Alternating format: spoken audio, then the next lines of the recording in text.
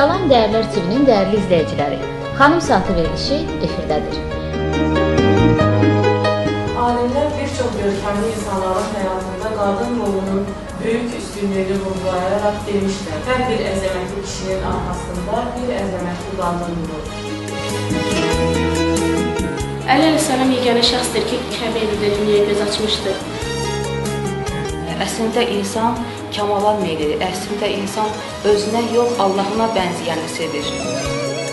İmam Hüseynin missiyası Aşuraya qədər idisə, Aşuradan sonraki hadisələrdə artıq bu missiya xanım Zeynəbin üzərinə düşür. Ana ata öz övladlarına Peyğəmbəri, Əhl-i Beyti və Quranı tanıtdırmalıdır.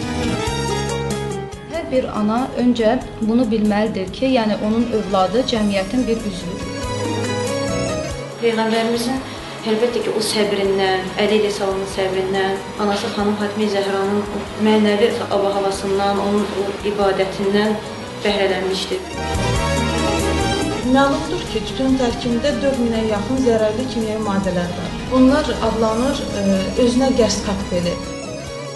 Valideynlər birinci başa salmalıdır övlada. Hər dəfə görəndə, sual yarananda başa salmalıdırlar. Tam belə kökündən vurmalıdırlar. O dövrdə İslamdan öncə qadınların nə ailədə, nə də ictimaiyyətdə heç bir hüququ qorunmurdu və yox idi.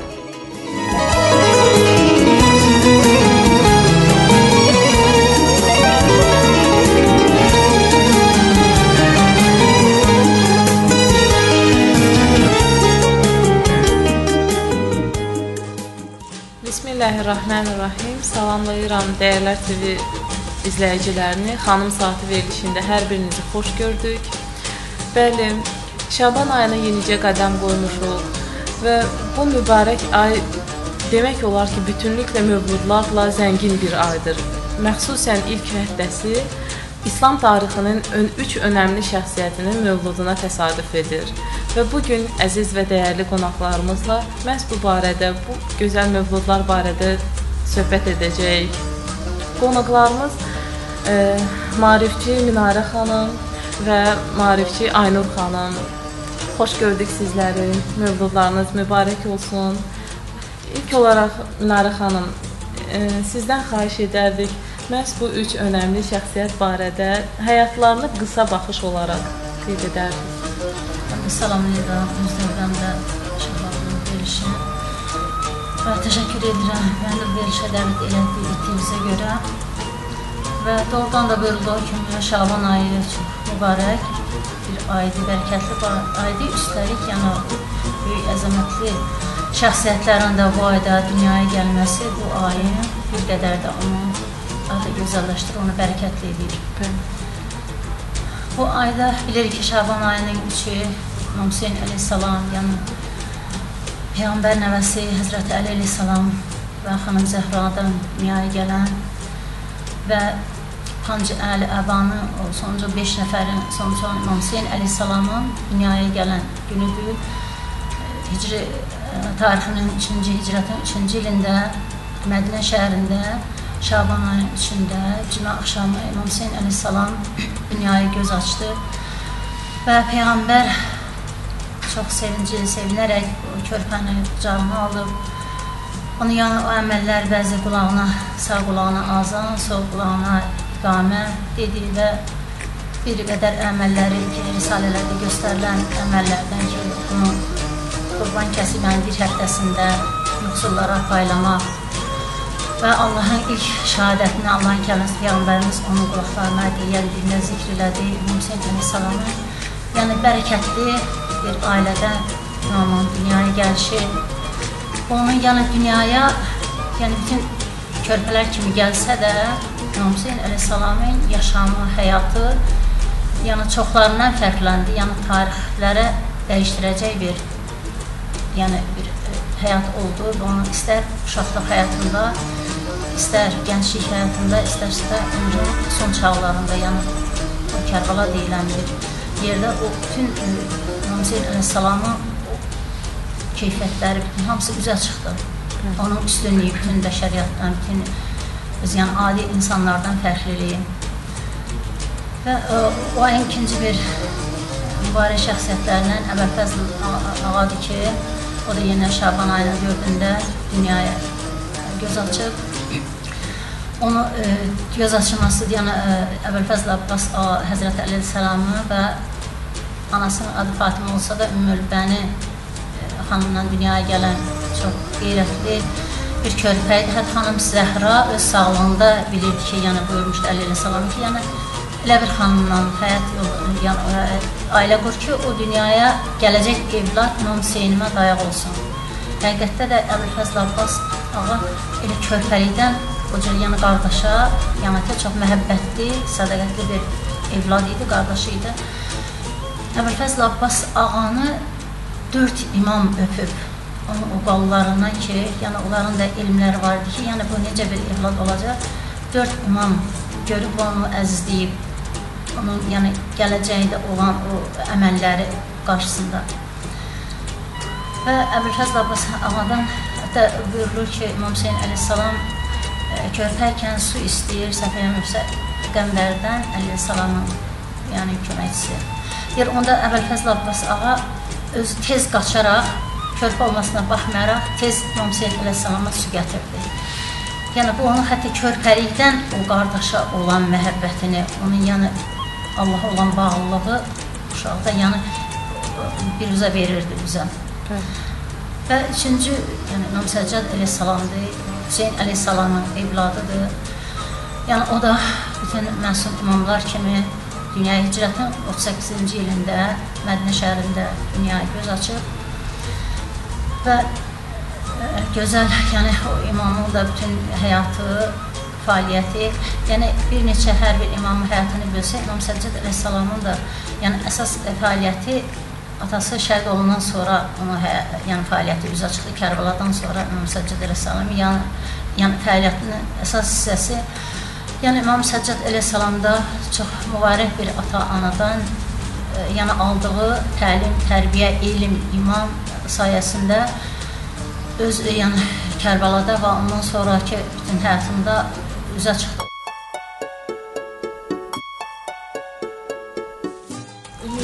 Mütaliə zamanında mən çox rast gəlmişəm və məxsusən mənim marağıma səbəb olub.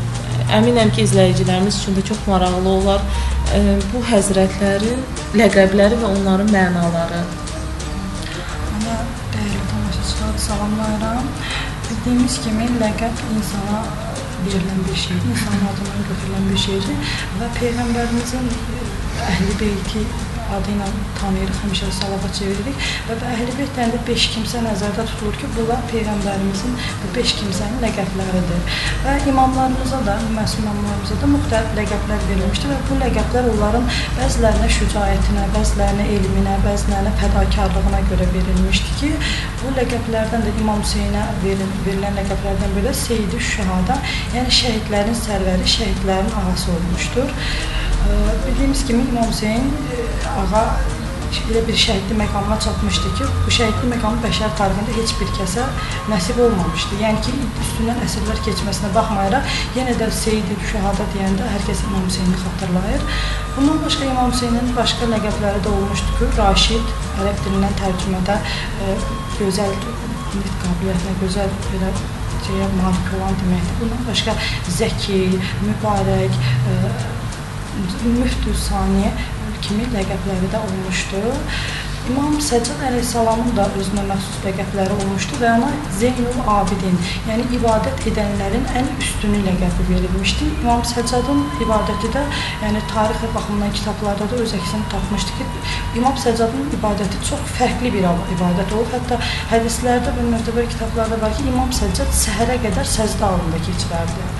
Və üçüncü böyük şəxsiyyətlərdən biri olan Əbülfəzl ağadır ki, Əbülfəzl ağanın da ləqəbləri Bab-əl-Həvaic ən böyük ləqəblərindən biri olmuşdur ki, ona hacətlər qapısı deyərlər. Yəni Əbülfəzl ağa sağlığında hər kəs Əbülfəzl ağadan gəlib bilik alınmış. Bu təkcə elmi yandan olunmuş. Həm də Əbülfəzl ağa hər bir sahədə bacarıqlı olduğuna görə insanlar ona müraciət edir və onun biliyindən necə deyək, faydalanmışlar. Və Əbülfəzl ağanın ikinci böyük ləqəbi olmuşdur ki, Qəməri Bəni Haşim, yəni Bəni Haşimin ay üzlüsü Bu da Əbülfəzl ağanın hədsiz dərəcədə misilsiz gözəlliyinə görə olmuşdu.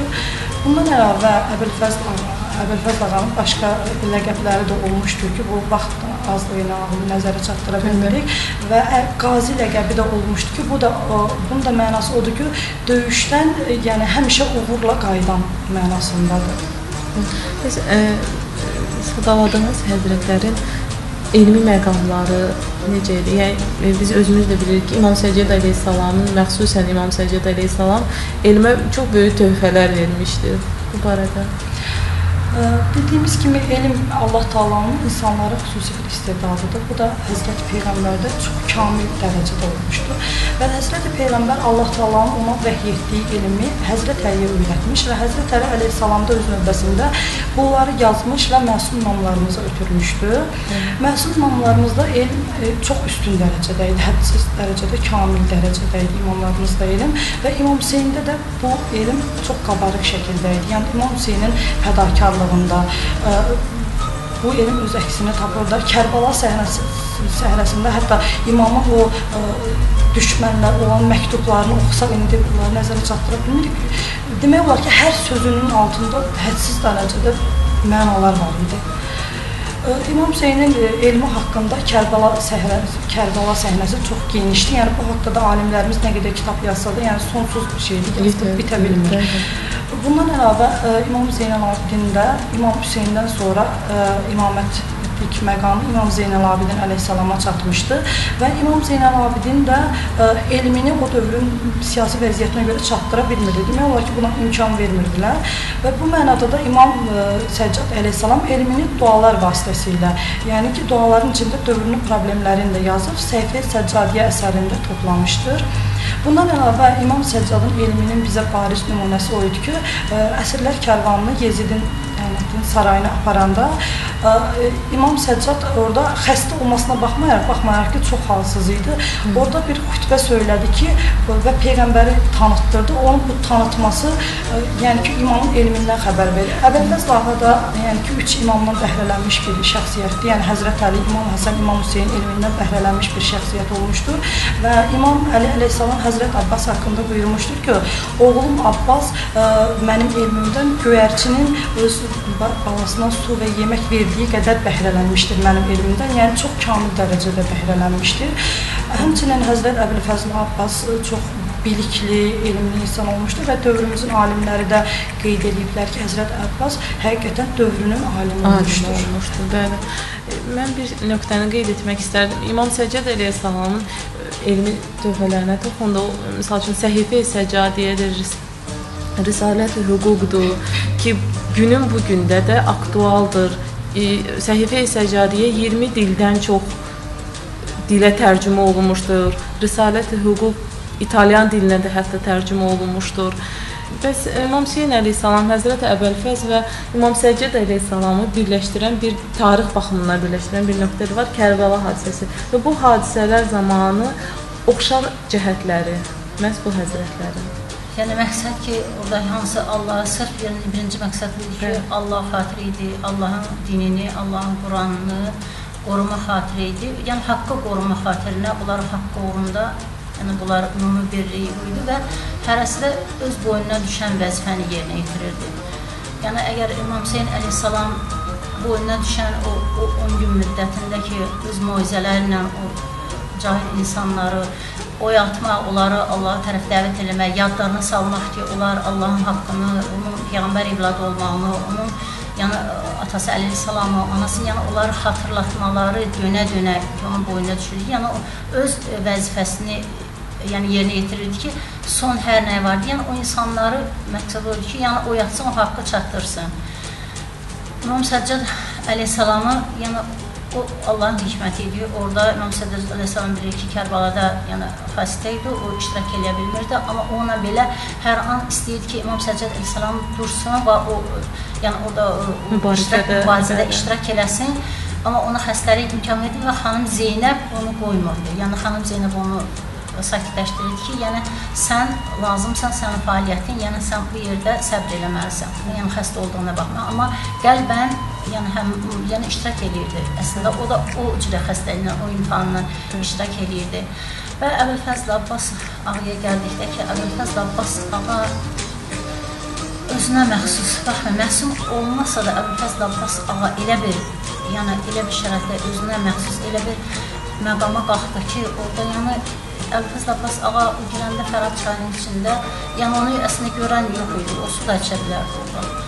Yəni o nəfsini hər an hakim kəsilməklə, o öz sədaqəti ilə, yəni Allaha bağlılığı ilə, o yalnız nə üçün narahat olurdu, biz körpələrə su aparmamaq üçün nə qədər narahat olurdu. Hətta orada İmam Hüseyin Əleyhisselam buyurur ki, məni xeymələrə aparma, mən o körpələrin yanında. Yəni onun boynuna düşən vəzifəni o qədər ali dərəcədə yerinə getirir ki, sanki o elə o vəzifənin, o hissənin, o Kərbalın əsas hissəsi idi.